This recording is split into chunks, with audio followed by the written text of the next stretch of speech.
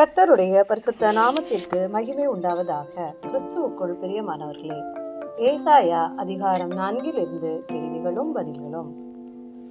கர்த்தர் இஸ்ரவேலில் இருந்தும் யூதாவில் இருந்தும் சகல ஆதரவுகளையும் நீக்கும் போது எத்தனை ஸ்திரீகள் ஒரே புருஷனை பிடிப்பார்கள்?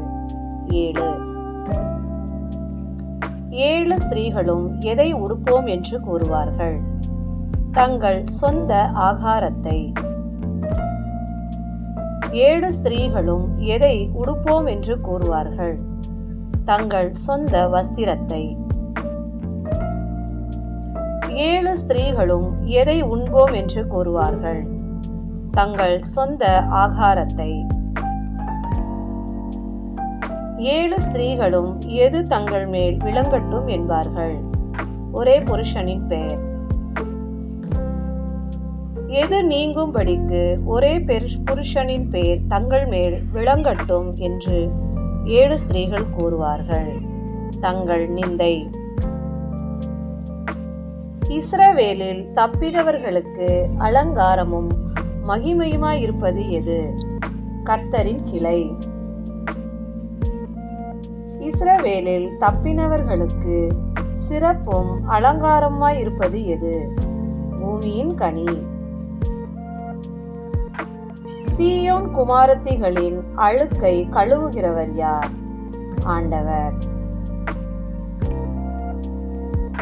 நியாயத்தின் ஆவியினால் எருசலேமின் நடுவில் இருந்து ஆண்டவர் எதை நீக்குவார்? அதன் இரத்த பழியை.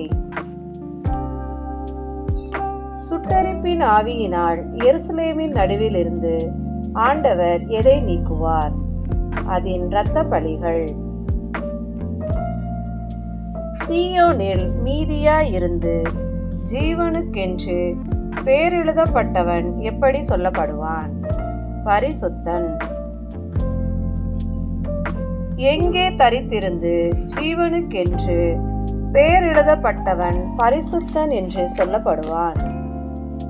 எருசலேமில்.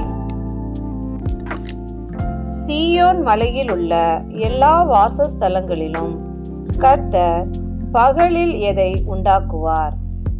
மேகத்தையும் புகையையும்.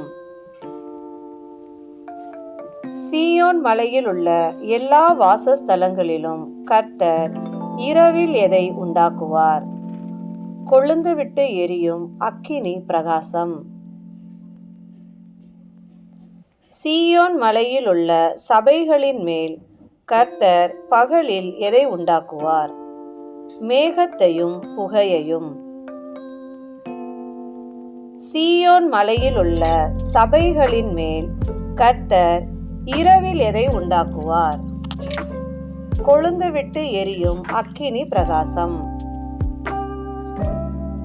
மகிமையானவைகளின் மேலெல்லாம் உண்டாயிருப்பது என்ன? காவல். பகலிலே வெயிலுக்கு நிழலாக உண்டாயிருப்பது என்ன? ஒரு கூடாரம். எவைகளுக்கு அடைக்கலமாகவும் மறைவிடமாகவும் ஒரு கூடாரம் உண்டாயிருக்கும்? பெரும் காற்று, மழை. தேவனுக்கே மகிமை உண்டாவதாக. இக்கேள்விகள் வேதாகம புதையல் புத்தகத்தில் எடுக்கப்பட்டவை. நன்றி.